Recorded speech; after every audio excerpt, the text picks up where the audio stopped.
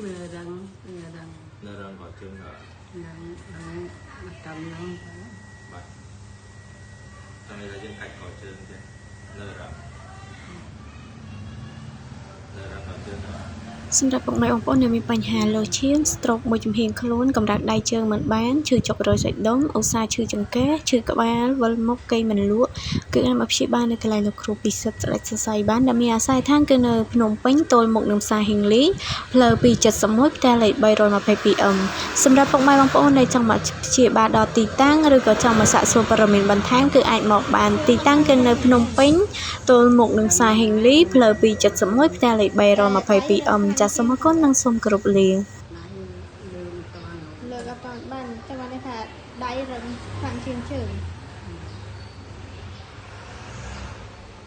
ងចាក់វិញញាក់ឈឺ